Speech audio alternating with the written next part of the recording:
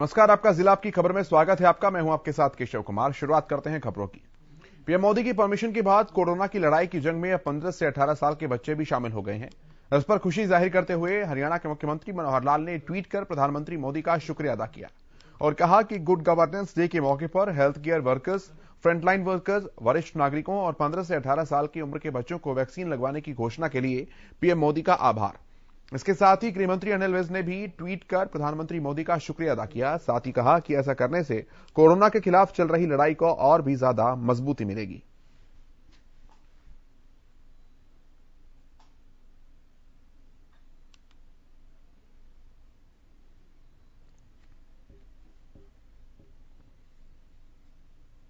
उप मुख्यमंत्री दुष्यंत चौटाला ने जींद के एक स्कूल में आयोजित बाल शौर्य सम्मान दिवस समारोह में भाग लिया। कार्यक्रम के आयोजकों ने उप मुख्यमंत्री दुष्यंत चौटाला का फूल मालाओं से जोरदार स्वागत किया। इस मौके पर देश के लिए जान न्यौछावर करने वाले बाल स्वतंत्रता सेनानियों पर लिखी गई एक पुस्तक का विमोचन भी किया गया। दुष्यंत चौटाला ने स्कूल में डिजिटल लाइब्रेरी बनाने के लिए 11 लाख रुपए की राशि का योगदान देने का ऐलान किया। इसके साथ ही उन्होंने कहा कि स्कूल में साइकिल स्टैंड बनाने के लिए जितना भी खर्च आएगा उसका सारा भुगतान मैं करूंगा।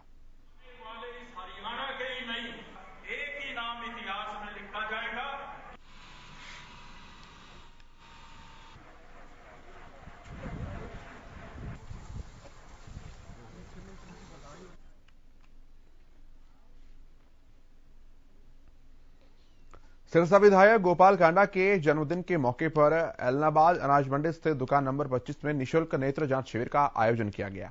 इसमें 350 रोगियों की आंख की जांच की गई। साथ ही शिविर में कई रोगियों को दवाएं और चश्मे भी निःशुल्क दिए गए। रोगियों की जांच प्रख्यात नेत्र रोग विशेषज्ञ डॉक्टर पीके सिंह और उनकी टीम ने की। शिविर में 210 लोगों ने कोरोना रोधी वैक्सीन की पहली और दूसरी डोज भी लगवाई। इस मौके पर भाजपा नेता और ताराजी कुटिया के मुख्य सेवक गोविंद कांडा ने जन समस्याएं सुनी और उनका समाधान करवाया। उन्होंने कहा कि अब हर महीने इलाहाबाद में निःशुल्क नेत्र जांच शिविर का आयोजन किया जाएगा।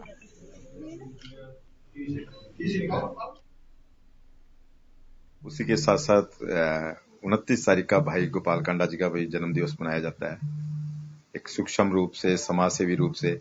उसी के ऊपर आज मंडी के अंदर दुकान नंबर 25 पर आंखों का एक विशाल कैंप लगा हुआ है।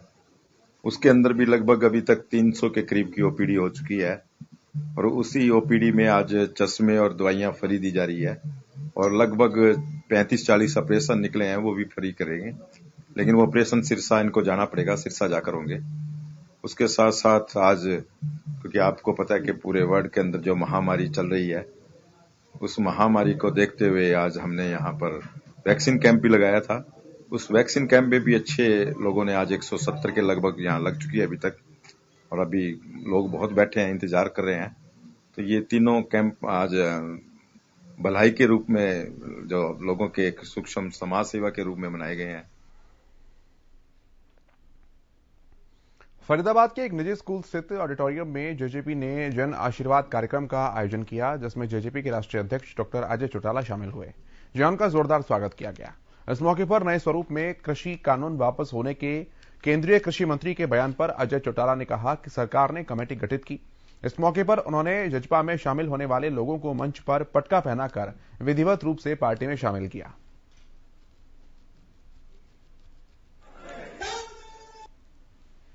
तो उसके लिए बाकायदा सेंटर ने कमेटी गठित की है, उसमें किसान प्रतिनिधि भी हैं। आगे जो भी कोई मसला होगा उनके साथ मिल बैठ करके पहले तय करके ही किया जाएगा। ये निर्णय सरकार के स्तर पे होते हैं, उन्होंने कुछ सोच समझ करके ही फैसला लिया होगा। आपका व्यक्तिगत तौर पर क्या मानना है? व्यक्तिगत तौर पे तो अब 25 साल और 21 साल की बात जब करें तो वयस्क होते ही लोग इसका सेवन करना शुरू कर देते हैं। एक तरफ शादी की उम्र बढ़ाई जा रही है और शराब पीने की घटाई जा रही है। शराब पीने की उम्र तो कोई होती नहीं है, बच्चा भी पीना शुरू कर देता है कई बार। सरकार तो इसलिए परमिट कर रही है कि जब वो बचपन से ही उसका सेवन शुरू कर देते हैं तो लीगलाइज किया जाए उसे। तो वहीं जेजेपी के राष्ट्रीय अध्यक्ष अजय सिंह चौटाला ने फरीदाबाद के सेक्टर 14 में आरडब्ल्यूए के पदाधिकारियों से मुलाकात की। इस दौरान सुरूरपुर क्षेत्र के कारोबारियों और उद्योगपतियों ने भी अजय सिंह चौटाला से मुलाकात की और उनके सामने उद्योगों को चलाने में आ रही समस्याओं को रखा। इसके साथ ही क्षेत्र में ज्यादा सुविधाएं देने की मांग की।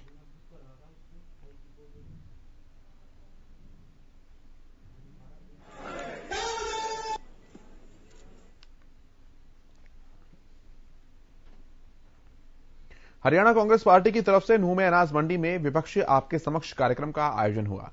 इसमें भारी संख्या में लोगों ने शिरकत की। इस मौके पर कांग्रेस के विधायक दल के नेता भूपेंद्र सिंह हुड्डा, सांसद दीपेंद्र हुड्डा, रघुवीर सिंह कादियान, पूर्व कांग्रेस अध्यक्ष फूलचंद मुलाना समेत पार्टी के दर्जनों विधायकों और पूर्व विधायकों ने अपनी मौजूदगी दर्ज कराई। इस कार्यक्रम का आयोजन विधायक दल के उपनेता चौधरी आफ्ताब अहमद और कांग्रेस के तीनों विधायकों ने किया। इस मौके पर पूर्व मुख्यमंत्री भूपेंद्र सिंह हुड्डा ने लोगों से सीधी बातचीत कर उनकी समस्याएं जानी। इसके साथ ही उन्होंने कहा कि मेवात की भूमि को वो सलाम करते हैं क्योंकि ये वीरों और शहीदों की भूमि है।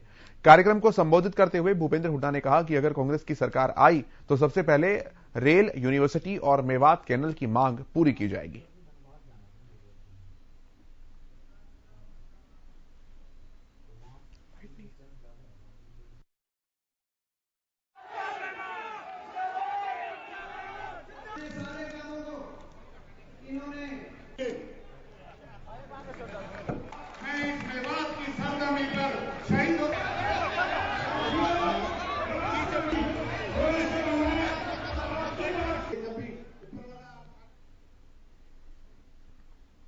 रोजगार के मसले पर प्रदेश सरकार का विजन है कि हर हाथ को रोजगार मिलना चाहिए।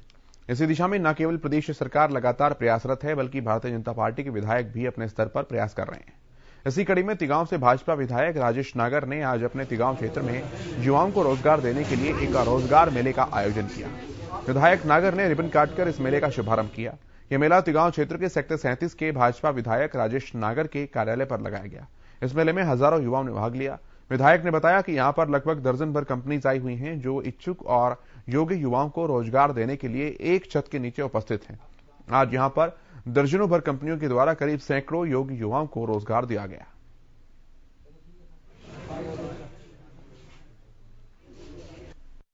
ये हमारे पल्ला अशोका में जो ऑफिस है इस पर आज रोजगार मेला लगाया है और अभी कुछ समय पहले हमने तिगांव में भी इसी तरह का एक रोजगार मेला लगाया है। अच्छा। और इस तरह के मेले हम हर जगह, हर सेक्टर में और हर गांव में करीब करीब लगाते रहेंगे, जिससे हमारे जो युवा बेरोजगार हैं उनको रोजगार मिले। एक तरफ जहां कृषि मंत्री ने कृषि कानूनों की वापसी को सिरे से खारिज कर दिया तो वहीं हरियाणा में आंदोलन के दौरान किसानों पर दर्ज मामलों को भी वापस लेने की तैयारियां शुरू हो गई। सिरसा के पुलिस अधीक्षक डॉक्टर अर्पित जैन ने इसकी जानकारी देते हुए बताया कि हरियाणा सरकार मुकदमों को वापस लेने के लिए फ्रेमवर्क पूरा कर चुकी है।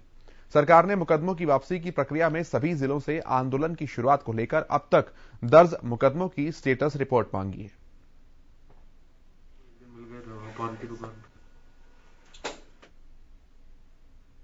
इसमें अब जो है कि उनको जल्दी से जल्दी कैंसिल करना है, तो उन केसेस को वापस लेने की, कैंसिलेशन की जो प्रक्रिया हमने प्रारंभ कर दी है और हमारी कोशिश है कि जल्दी से जल्दी उस पर पूरी कार्रवाई हो जाए।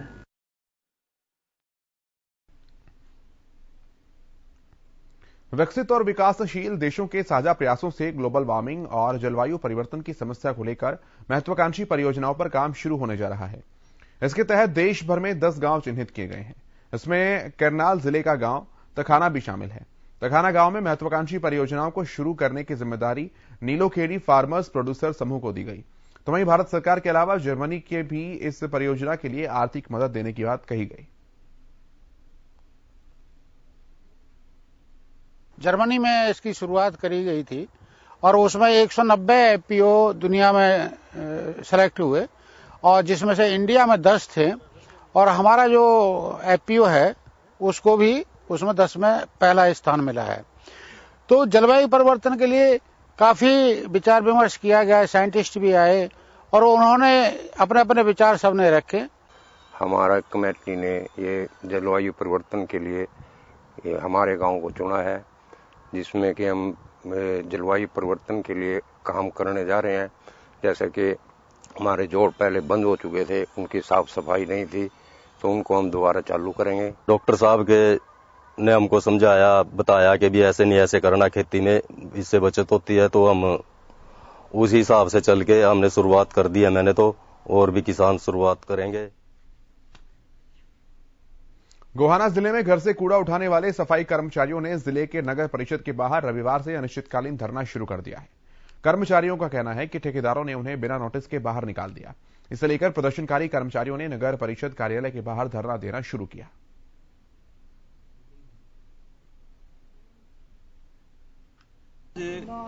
जो सफाई कर्मचारी धरने पर बैठे हैं, ये नगर पालिका के अंदर डोर टू डोर कूड़ा कलेक्शन करने वाले कर्मचारी हैं। इन्होंने ठेकेदार ने जो है ना बगैर नोटिस के, बगैर किसी पहले सूचना के इनको एकदम हटा दिया गया है, क्योंकि इन्होंने मांग करी थी कि भाई सबका समान वेतन करा जाए, डीसी रेट दिया जाए।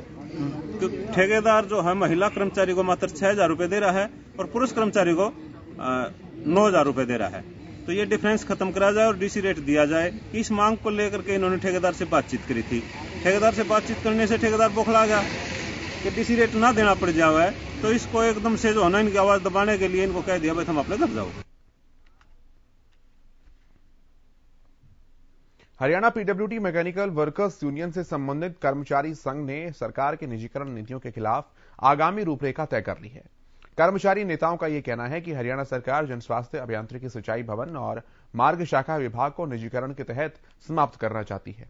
सरकार ग्रामीण पेयजल सप्लाई पंचायतों को शहरी पेयजल नगर पालिकाओं को देने जा रही है, जिससे पंचायतों और पालिकाओं के पास तकनीकी स्टाफ और संसाधन न होने से जनता को शुद्ध पेयजल नहीं मिलेगा। इसके खिलाफ कर्मचारियों में सरकार के खिलाफ गुस्सा है। कर्मचारियों ने हरियाणा सरकार की निजीकरण नीतियों के खिलाफ 23 और 24 जनवरी को राष्ट्रव्यापी हड़ताल का ऐलान किया है।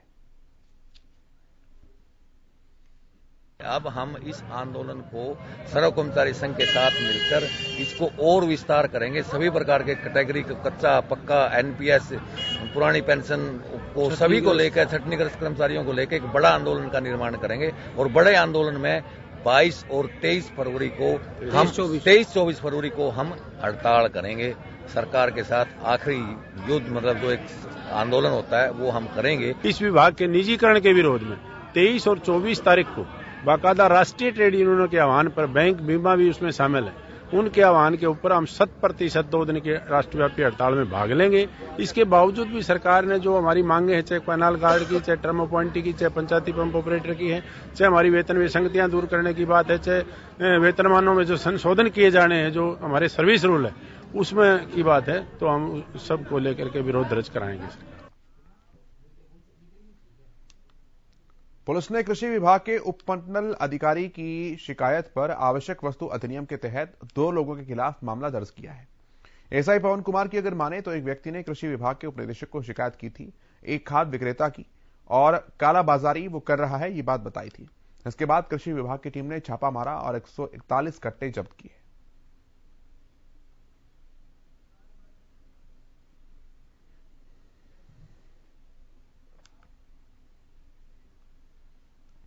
सोनीपत जिले के गांव मुरथल में शादी समारोह से कार सवार वापस जब अपने गांव मेहंदीपुर लौट रहा था, तब उसकी कार में अचानक आग लग गई और वो बाहर नहीं निकल पाया। इससे उसकी कार जल गई और उसकी भी जिंदा जलकर दर्दनाक मौत हो गई। मृतक व्यक्ति की पहचान फुलवार गांव मेहंदीपुर के रूप में हुई है, जो डेयरी चलाने का काम करता था। जब पुलिस मौके पर पहुंची तो कार जलकर ढांचे के रूप में बदल चुकी थी। पुलिस ने मौके पर एफएसएल टीम को बुलाया और दत्तियों के साथ अधजले शव को कब्जे में लेकर सिविल अस्पताल में पोस्टमार्टम के लिए भेजा।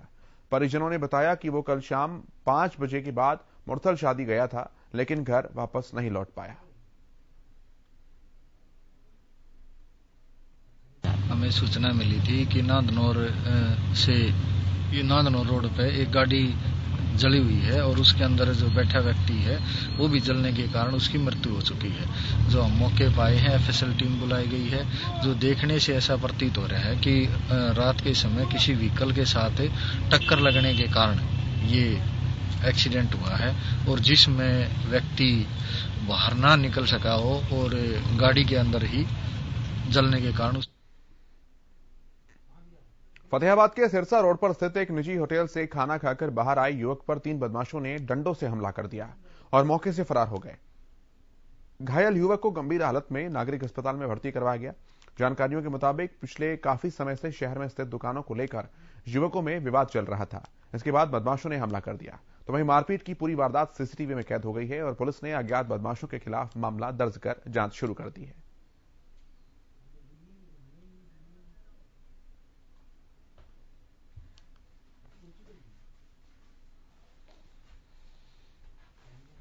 दिसंबर के अंतिम सप्ताह और जनवरी के शुरुआती सप्ताह में सर्दी का प्रकोप कुछ ज्यादा ही होता है। ऐसे में रैन बसेरों की जरूरत अधिक पड़ती है। हिसार नगर निगम में बढ़ती सर्दी को देखते हुए स्थायी रैन बसेरे में रात्रि ठहराव के लिए सुविधाएं दुरुस्त की हैं। निगम कमिश्नर ने बताया कि हिसार में एक स्थायी रैन बसेरा सभी सुविधाओं को युक्त सुचारू रूप से चालू है और अगर जरूरत पड़ी तो अस्थायी रैन बसेरे भी बनाए जा सकते हैं।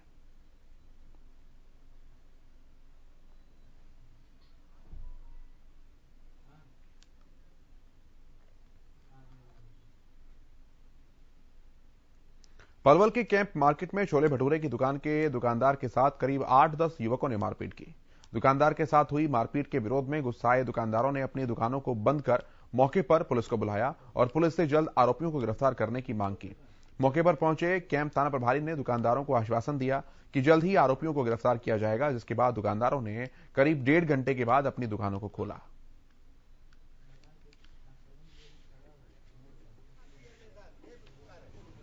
ये हमें सूचना मिली है कि दुकानदार है, उसकी शायद छोले भटूरे की दुकान है, उस पर किसी बात को लेकर झगड़ा हुआ है।